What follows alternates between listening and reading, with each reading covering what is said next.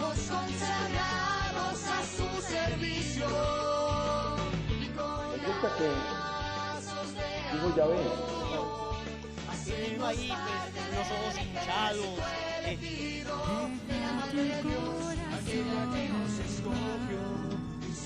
Conscientes de esto, vamos a ser mucho más efectivos en el momento de practicar la caridad y no. Segunda trampa.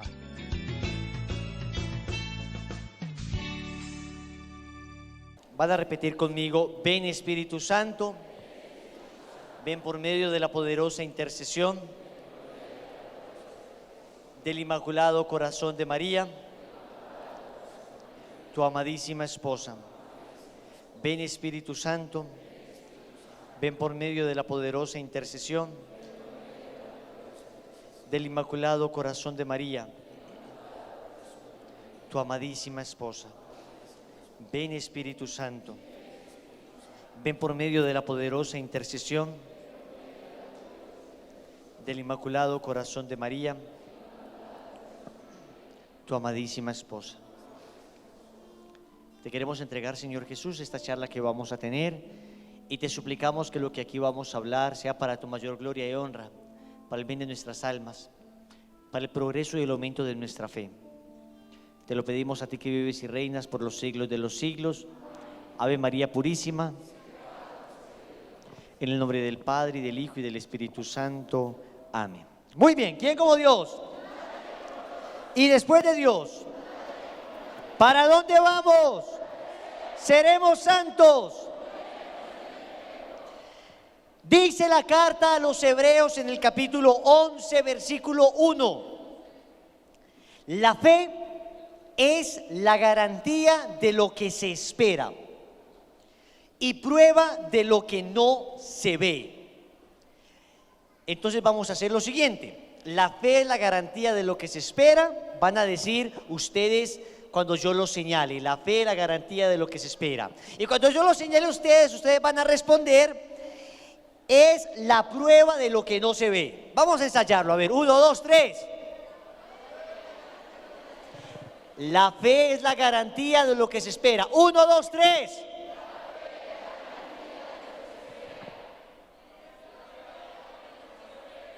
¿Qué? Pero, ¿cómo se llama esto? Don de lenguas colectivo. La fe es, y acá respondemos, es la prueba de lo que no se ve. ¿Ok? Vamos, 1, 2, 3.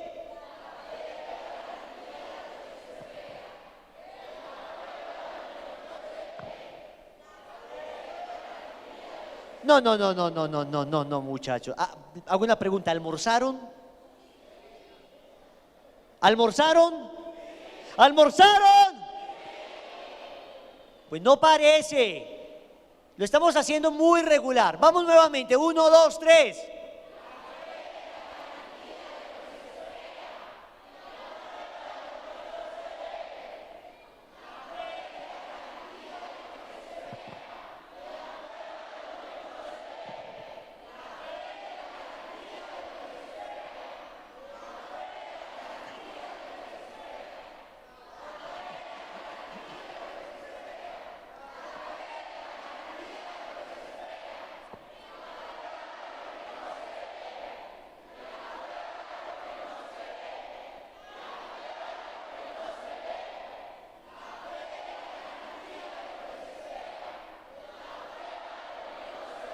¿Quién como Dios?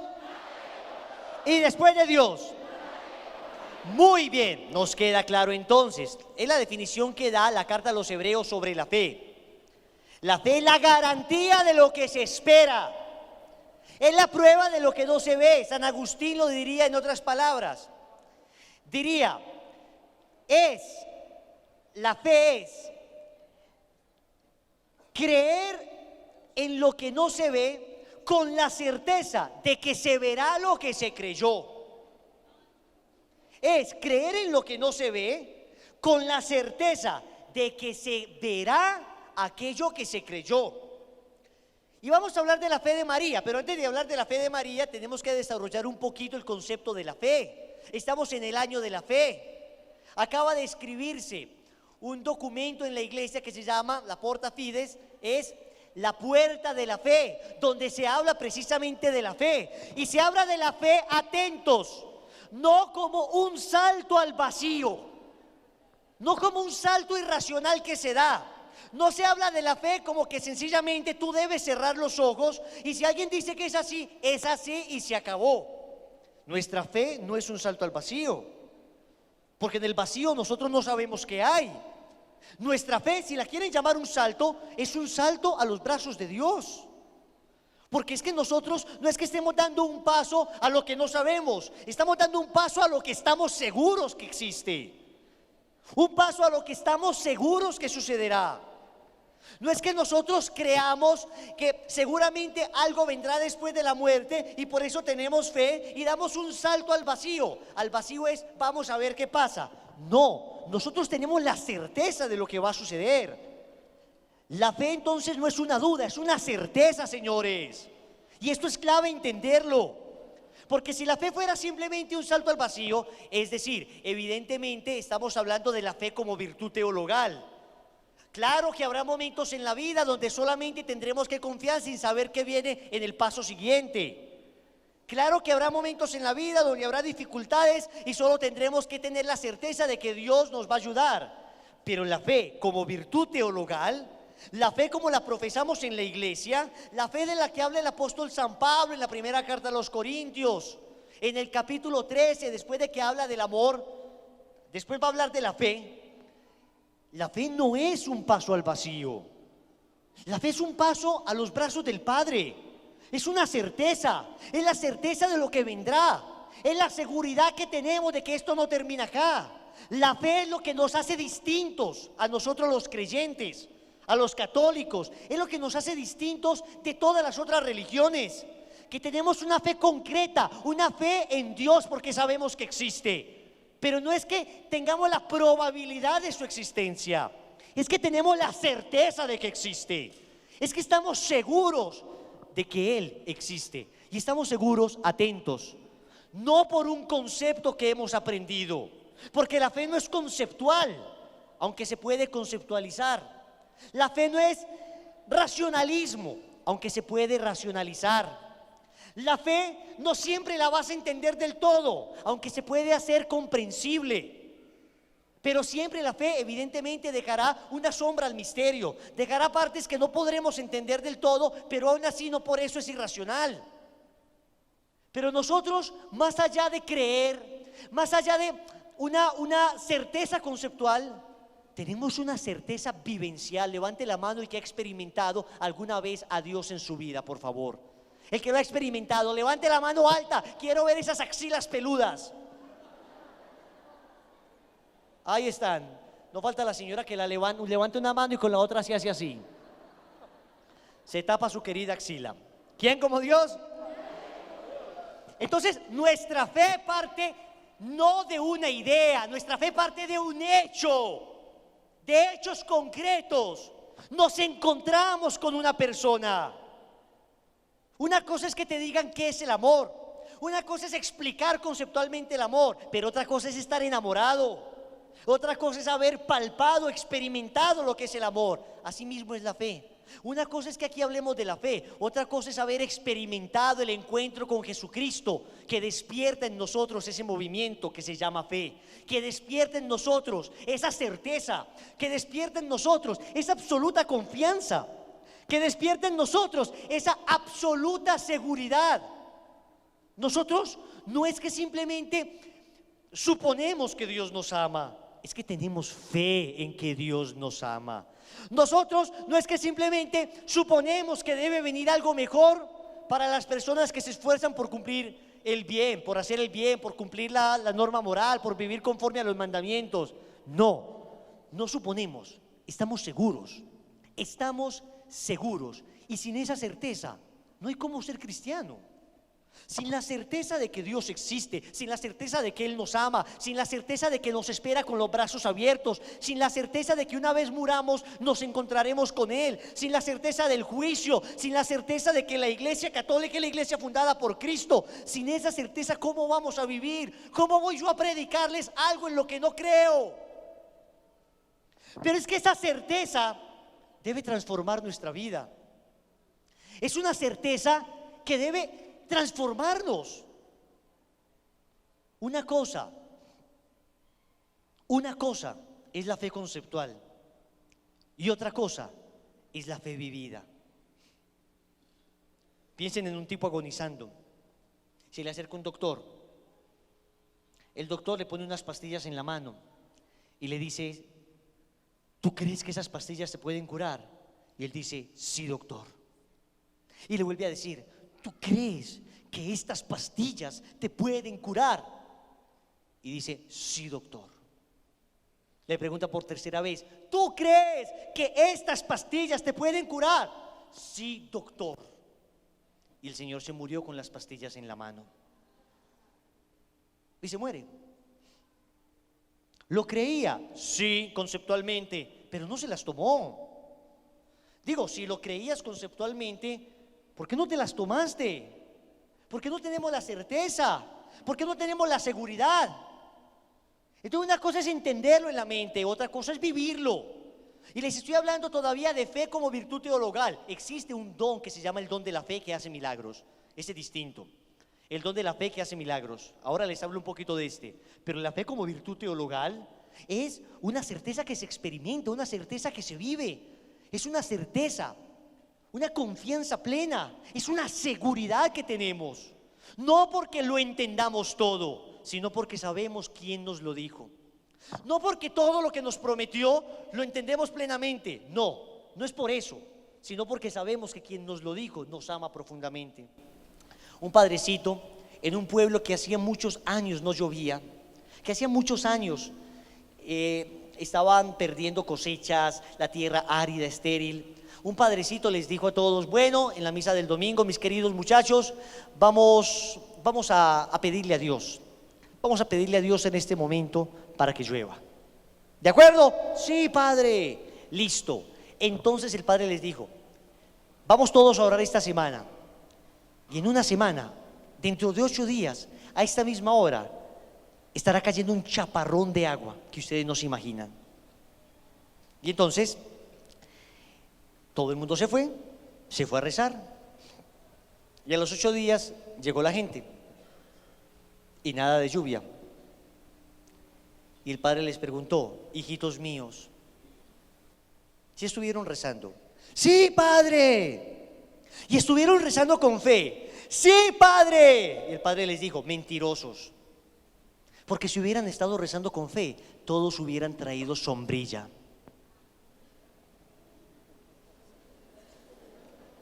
Todos hubieran traído sombrilla. ¿Quién como Dios?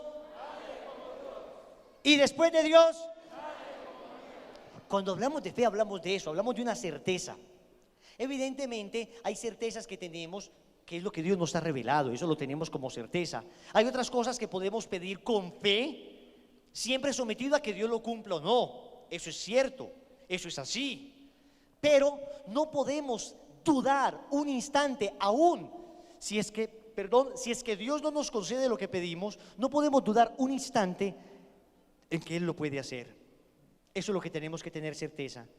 Y que si no lo hace, es porque no nos conviene, porque no es para nuestro bien ahora. Eso es una certeza, y es una certeza que se experimenta, y no es un salto irracional. No es que simplemente nosotros los religiosos, la gente que cree en Dios, son una cantidad de retrógrados, una cantidad de incultos, una cantidad de precientíficos, una cantidad de personas que no pueden ser compatibles con la ciencia por sus ideas primitivas, que simplemente lo que no pueden explicar se lo atribuyen a un Dios porque simplemente no lo entienden. No, señores, como les digo, la fe es razonable. Y acá entonces vamos a un primer elemento. Miren que todo esto es marco introductorio para hablarles de la fe de María. Un primer elemento: la fe debe ir acompañada de la razón. Atentos: fe acompañada de la razón. Fe y razón no se oponen, fe y razón se complementan. Anoten eso, grábenselo en el corazón.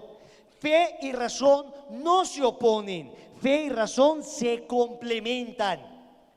Y si yo uso la fe sin la razón y desprecio la razón, puedo caer en un fideísmo. Ustedes saben que hay gente que peca por creer demasiado. ¿Sabían eso? ¿Sabían que hay pecados de credulidad?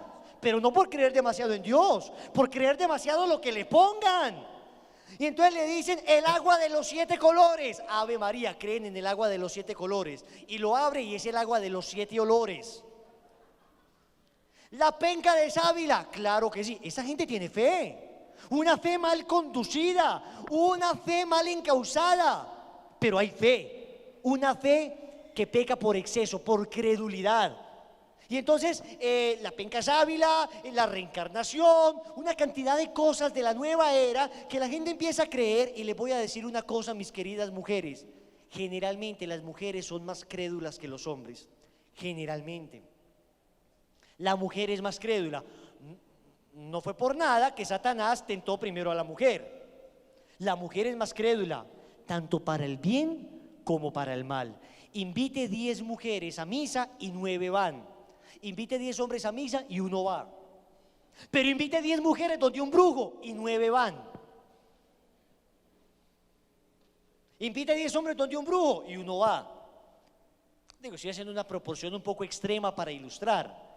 Pero se requiere también el uso de la razón, se requiere también el uso de la inteligencia, se requiere también aproximarme racionalmente a las cosas que Dios creó, porque dice el Papa Juan Pablo II en un documento que se llama Fides et Ratio, fe y razón en latín, dice: la fe y la razón son las 2 alas que nos llevan a la verdad.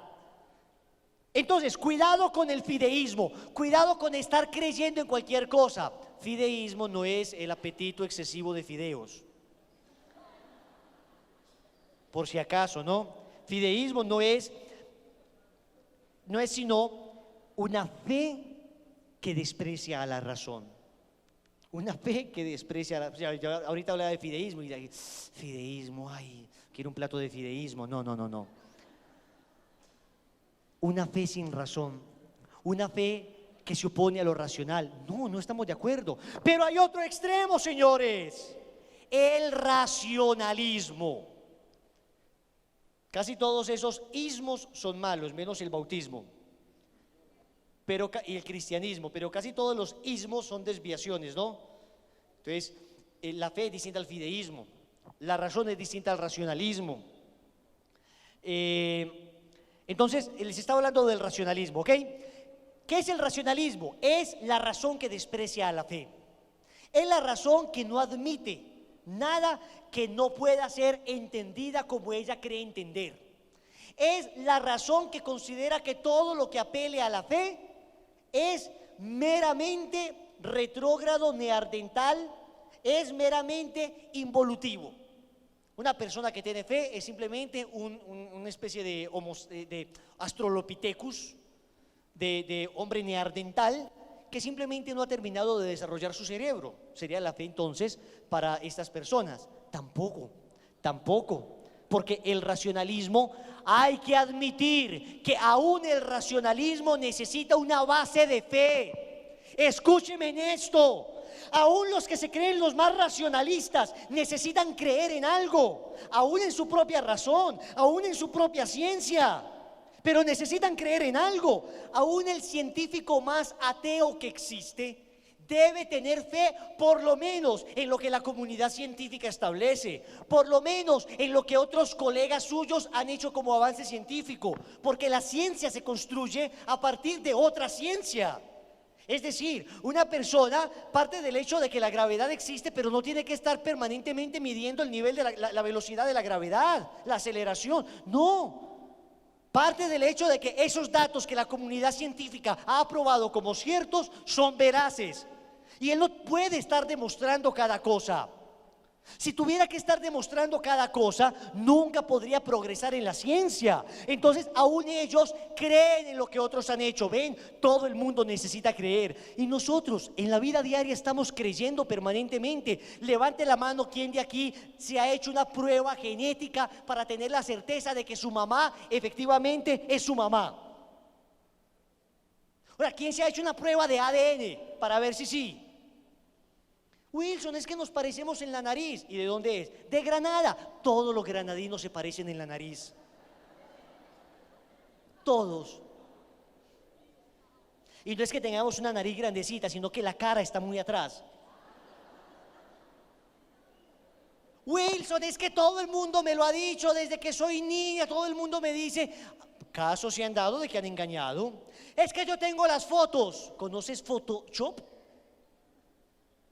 Photoshop te lo puede arreglar. No, pero es que yo sé que... No, tú no sabes nada. Tú crees. Evidentemente esa fe en que ese hecho es histórico, en que ese hecho es real, es una certeza para ti. Pero no estamos permanentemente investigando. Le voy a poner un ejemplo más sencillo. Levante la mano quien en los últimos 2 meses ha salido a comer alguna vez una carnita asada en los últimos 2 meses. Una carnita asada en los últimos 2 meses. Dejen la mano levantada los que tengan certeza que comieron carne de res. Yo no creo que los que la bajaron crean que comieron carne de rata o cerdo de pronto. Ok. Y déjenla levantada las personas que hicieron una prueba de la constitución atómica de esa carne que se estaban comiendo, a ver si efectivamente correspondía a la carne de res. Pues antes de comerse un mordisco, usted simplemente creyó. Ah, pero sabía carne de res. ¿Y es que usted acaso sabe, ¿sabe a qué sabe la carne de rata? ¿Usted tiene certeza que no era carne de rata? ¿Seguro? ¿O hizo el estudio? Señores, estamos permanentemente creyendo. Nuestra vida vive de la fe. A toda hora estamos creyendo. Aún el ateo más ateo tiene que creer. Entonces, ¿por qué va a ser irracional que nosotros creamos en un Dios al que hemos experimentado? Un Dios que nos ha transformado, un Dios que definitivamente nos ha enamorado. Y no solo eso, Dios es tan lindo que aún bastándonos esto, nos ha dado pruebas fehacientes, contundentes de que aquello que creemos tiene soporte científico. He ahí los milagros eucarísticos.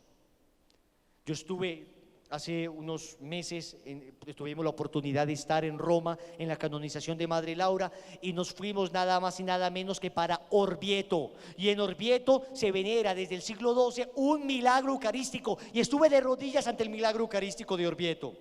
De Orvieto y Bolsena se llama el milagro eucarístico. Refute científicamente ese milagro. Le voy a decir otro todavía más tenaz, milagro eucarístico de Lanciano. Estuve hace un par de años allá.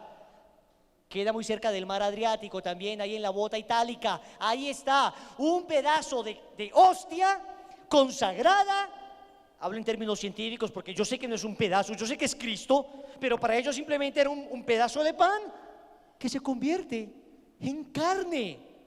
Pero no solo se convierte en carne, además hace, escúchenme bien, más de 12 siglos esa carne todavía se conserva fresca y todavía se puede venerar y adorar allá en una capillita preciosa en Lanciano, Italia.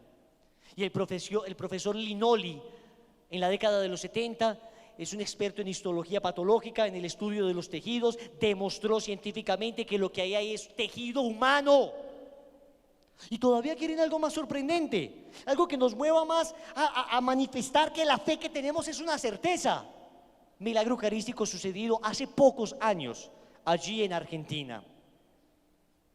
Es tan sorprendente ese milagro eucarístico que lo estudió el doctor Ricardo Castañón, y ese doctor lleva una prueba de esa hostia convertida en carne, la lleva a Oxford, la lleva a Stanford, la lleva a no sé qué, a las universidades, a Princeton, a las universidades más famosas del mundo, Harvard, a los mejores del mundo, y no les dice nada. Simplemente cuando estaba examinando a la persona, el pedazo de carne, le pregunta, ¿cómo lo haces? Y entonces el doctor Ricardo Castaño le dice, ¿cómo hago qué? ¿Cómo haces para traerme un pedazo de corazón vivo? Un milagro eucarístico. Que se opone fe y razón, perdónenme. Se opondrá un fideísta y un racionalista. Se opondrá la posición de un padrecito con un científico. Pero la ciencia y la fe, entendidas en su correcto uso de la palabra, no se oponen entre sí. ¿Quién como Dios? Y después de Dios.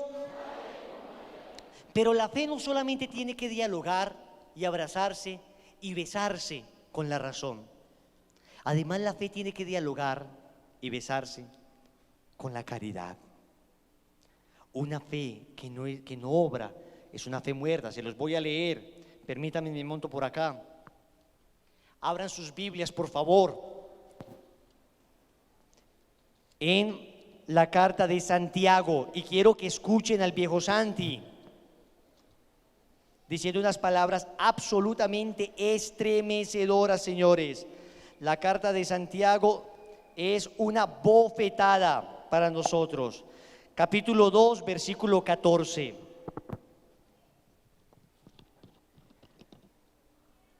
Dice así: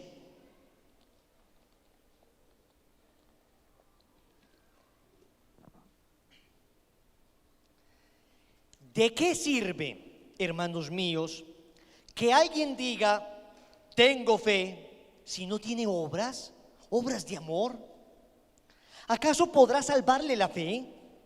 Si un hermano o una hermana están desnudos y carecen del sustento diario, y alguno de vosotros le dice, id en paz y calentaos, hartaos de comida, pero no les dais lo necesario para el cuerpo, ¿de qué sirve? Pues así también la fe, si no tiene obras, está realmente muerta. Hágame un favor, cójale la oreja a la persona que está a su lado y dígale, una fe sin obras es una fe muerta. Y si está dormido, arránquele la oreja. Una fe sin obras es una fe muerta. Hágame el señora, cógele la oreja, no metele el dedo. Sí, la señora de dedo verde, usted. ¿Quién como Dios?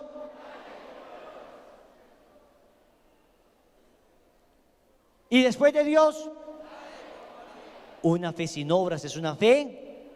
Una fe sin obras es una fe. Es una fe.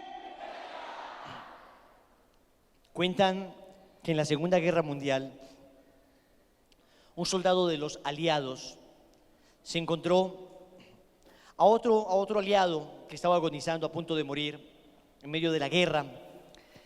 Era de otra cultura, no era cristiano, por supuesto. Este soldado era católico y quería evangelizarlo. Entonces, el soldado se le acerca y le dice, hermano, antes de que mueras, quiero hablarte de quién será tu salvación. Y agonizando le dice, te quiero escuchar, pero primero dame algo de comer, que muero de hambre. Era su último deseo. Tenía un pedazo de esa comida militar que es bastante simple, pero tiene muchas proteínas. Lo último que le quedaba, quizá en días enteros no iba a volver a conseguir nada, y no importa. Este soldado católico le da ese pedazo de comida nutritiva, no sé cómo se llamará. Le sigue hablando, ahora sí te voy a hablar, y le dice, pero espera, antes de hablarme, por favor, dame algo de beber. Saca su cantimplora, el último sorbo de agua en muchos kilómetros a la redonda y se la da. Ahora sí te voy a hablar. Espera, tengo mucho frío. Estaban en un invierno aterrador. Los inviernos europeos son inviernos bajo cero, de nevadas. Y este hombre católico se quita su chaqueta y le pone su chaqueta, ¿no?, para que se abrigue. Y entonces este moribundo le dice, ahora sí, háblame de ese Cristo que te hizo darme de comer, darme de beber y vestirme, que a ese Cristo sí lo quiero conocer. Ahora sí, háblame de ese Dios que te movió a amarme, de ese Dios que te movió a ejercer caridad, de ese Dios que te hizo dar un paso hacia mí, que te hizo amarme. ¿Saben qué está haciendo el Papa Francisco hoy? Manifestando una fe en obras. El Papa Francisco no está hablando ya con las palabras, está hablando con sus hechos, con su vida, está hablando con sus acciones. Quiero contar una cosa bonita que me pasó en Roma esta última vez. El Papa Francisco iba pasando, yo alcancé a estirar la mano y alcancé a darle la mano al Papa Francisco. Esta mano se la di, estos 3 deditos así. Ahora soy reliquia de 2º grado. Si alguien al final de la charla quiere tocar la mano, con gusto. Pero les voy a contar lo bonito, y es que después de esto, claro, fue un momento de mucha emoción. Un señor me dijo: desde que el Papa Francisco está en el Vaticano, todo el mundo quiere estar cerca de los enfermos. Yo sabía el sentido con el que el Señor lo decía, con el que este muchacho lo decía, porque evidentemente el Papa Francisco siempre le ponen enfermos. Y entonces, claro, él se acercaba a los enfermos, entonces todo el mundo quiere estar cerca de los enfermos para poderlo tocar, ¿no? Entonces todo el mundo quiere estar cerca de los enfermos. Pero yo reflexionaba después y decía: qué bonito, qué bonito. Lo que está haciendo el Papa Francisco es eso. Desde que el Papa Francisco está, todo el mundo quiere estar cerca de los enfermos, todo el mundo quiere estar cerca de los niños, todo el mundo quiere estar cerca de los pobres, porque Él está donde ellos están y todo el mundo quiere estar donde Él está. Qué bonito como la fe entonces no se constituye ya simplemente en un concepto, sino que se hace vida. Y dice el apóstol Santiago: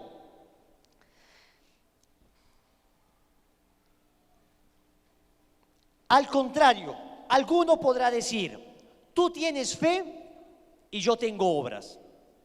Muéstrame tu fe sin obras y yo te mostraré por la fe, por las obras, mi fe. ¿Crees que hay un solo Dios? Levante la mano a los que creen que hay un solo Dios. Déjela levantada. Pues muy bien, también los demonios lo creen y tiemblan. Golpe bajo, a la ingle.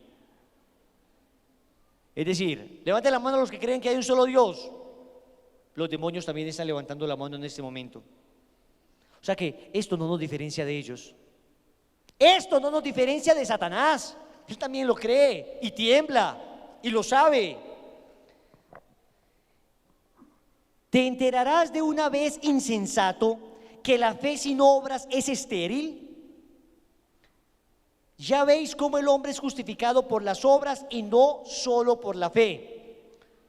Porque así como el cuerpo sin espíritu está muerto, también la fe sin obras está. ¿Quién como Dios?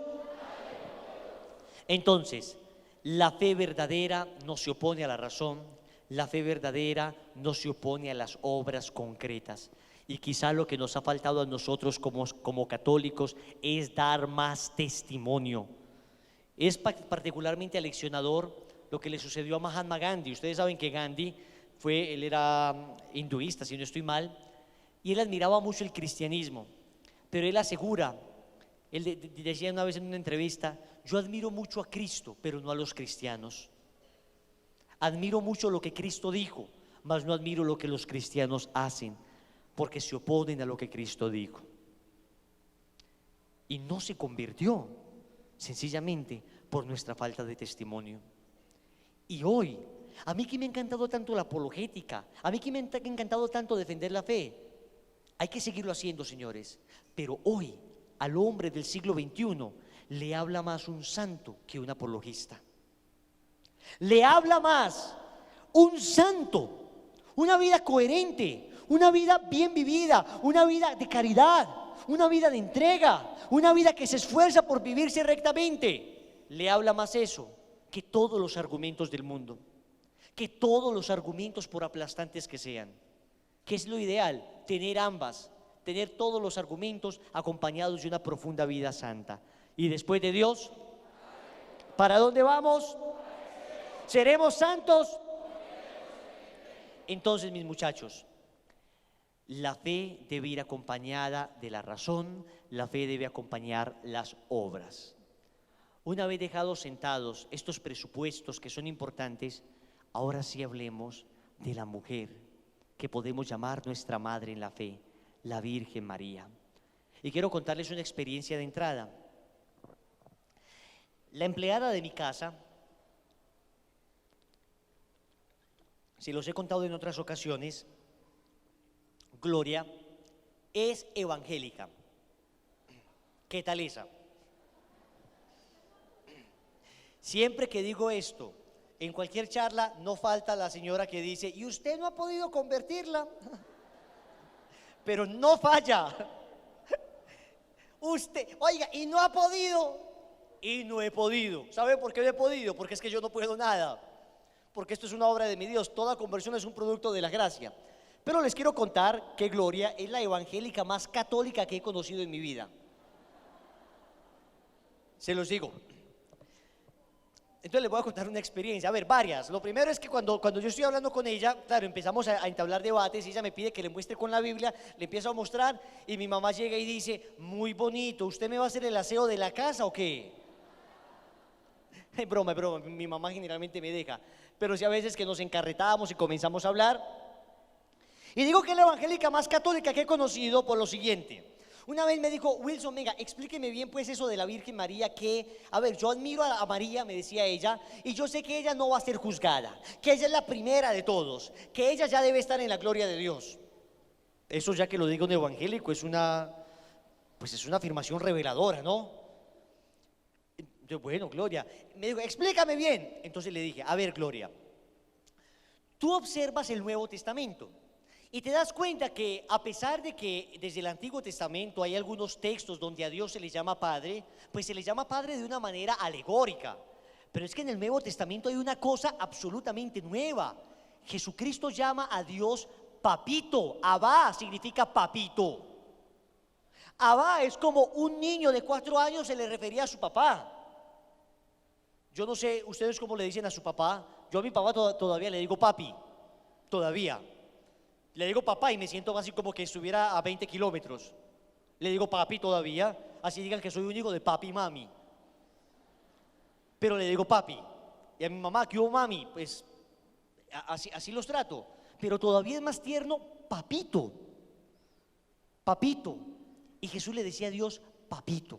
O sea que tenemos un papá. A partir de Jesucristo entendemos que Dios es, en el sentido propio de la palabra, todo un padre. Un papá. Entonces le decía, Gloria, tenemos papá. Ok, ¿quién es Jesús? El Hijo. Tenemos papá, lo podemos ver. Mateo capítulo 6, versículo 9. Jesús nos enseña el Padre Nuestro y le dice papá.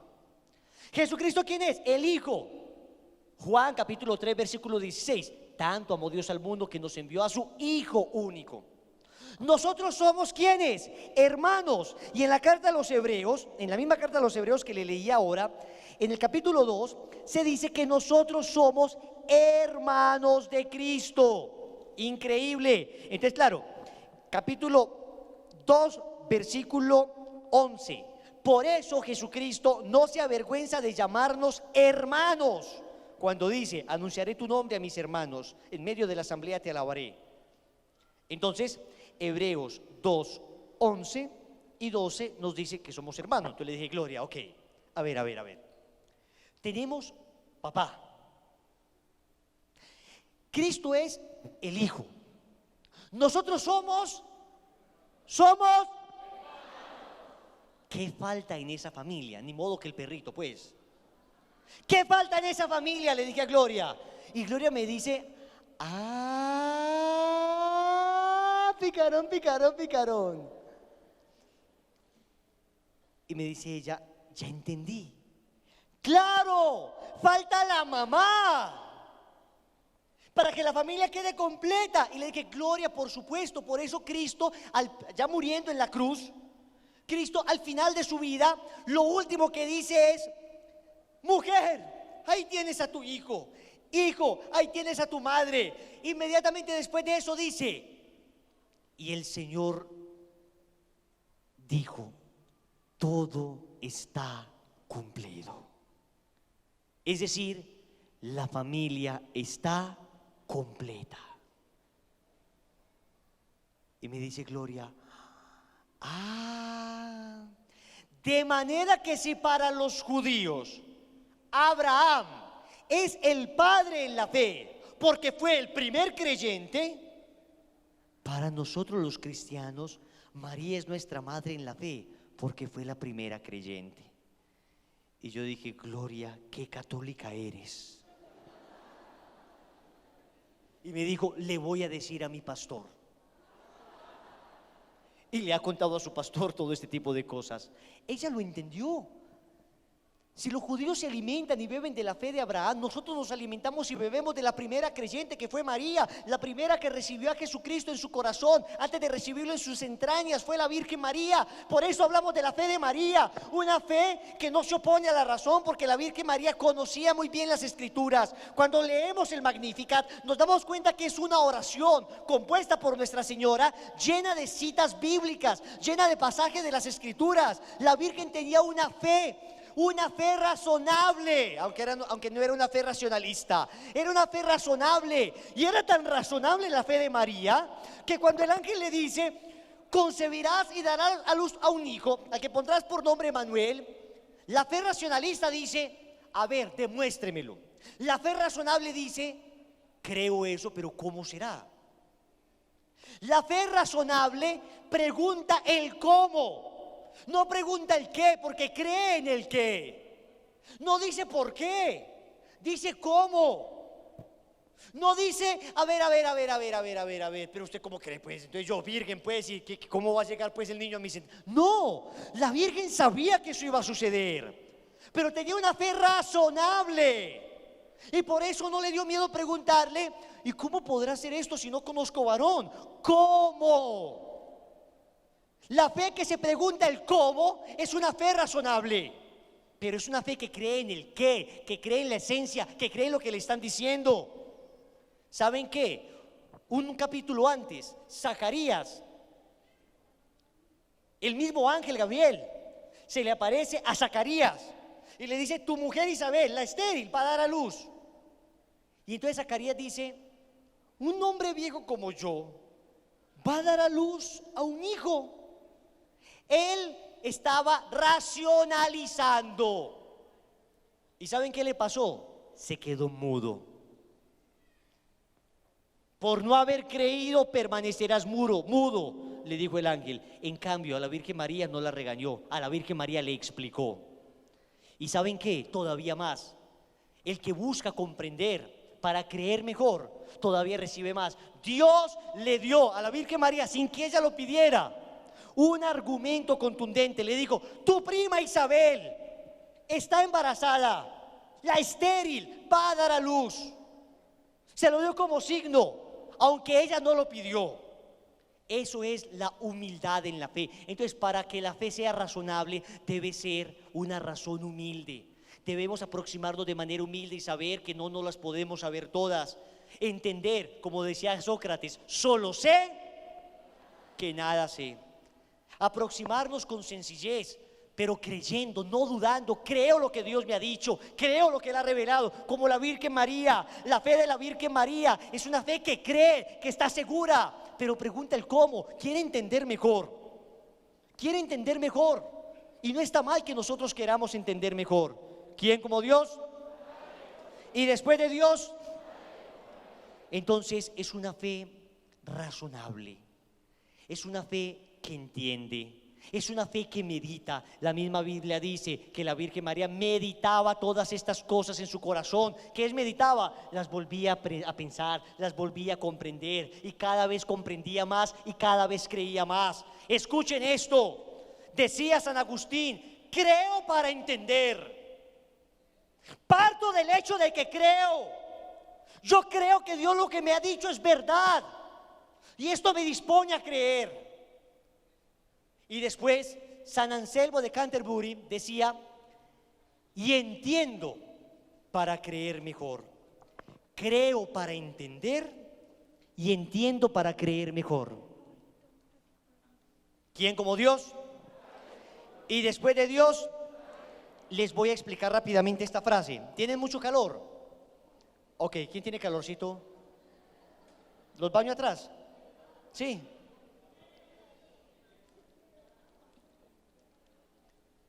Miren esto.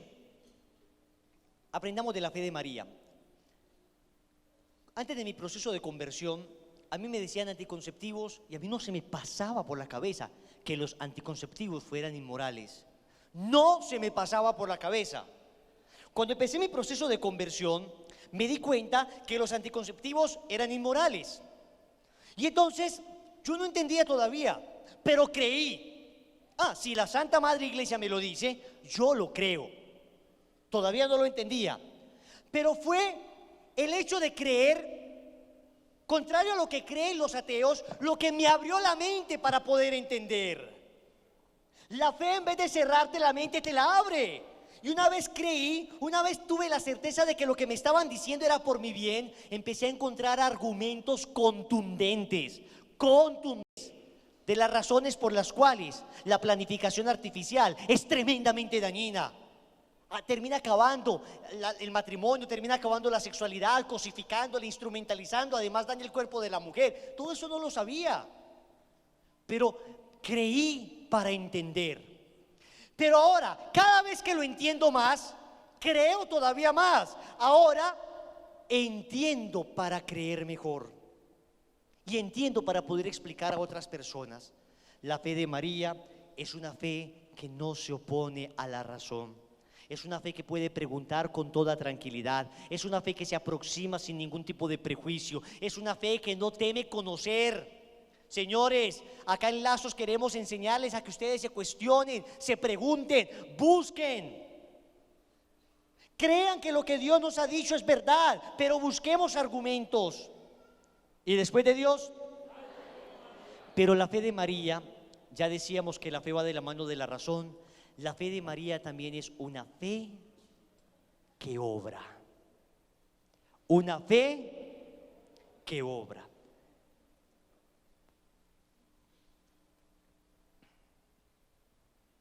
Me vas a hacer un favor. Coge la nariz de la persona que está a tu lado y dile: la fe de María es una fe que obra. La fe de María es una fe que obra. Díselo. No se la escurras, simplemente se la tienes que coger. Cógesela. Y si está dormido, sacúdelo de las ñatas.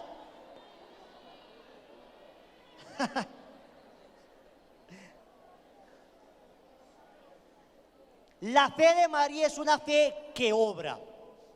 En el Evangelio de San Lucas también,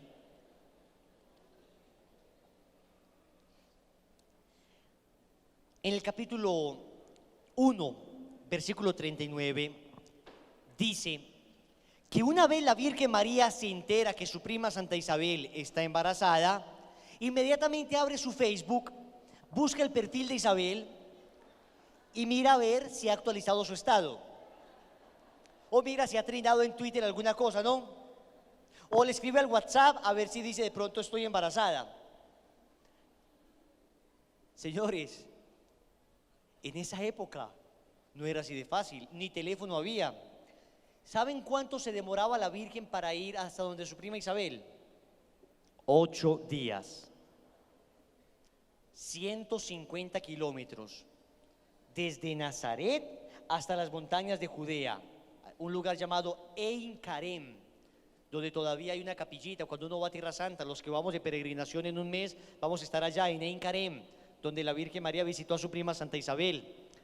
150 kilómetros, con la certeza de que su prima Isabel estaba embarazada. Mire, empieza diciendo el texto, a ver si se acuerdan. Y la Virgen María se puso a ir donde su prima Isabel a confirmar si lo que el ángel estaba diciendo no era mentiras.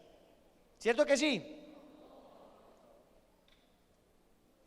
¿Cierto que sí? Se fue sin más demora a servir a su prima Isabel. La palabra sin más demora, cum fascinationem en latín, sea, con prontitud, con velocidad, con diligencia. Significa que la Virgen María, una vez se enteró de esto, su fe la movió a servir donde su prima Isabel. Y recuerdan cuando llegó donde Santa Isabel, llega donde su prima y le dice: hola prima, ¿qué tal muñeca? Acá está Jesús de rodillas, chica. Mira, ¿sabes qué? ¿No tienes de pronto un café, algo de tomar?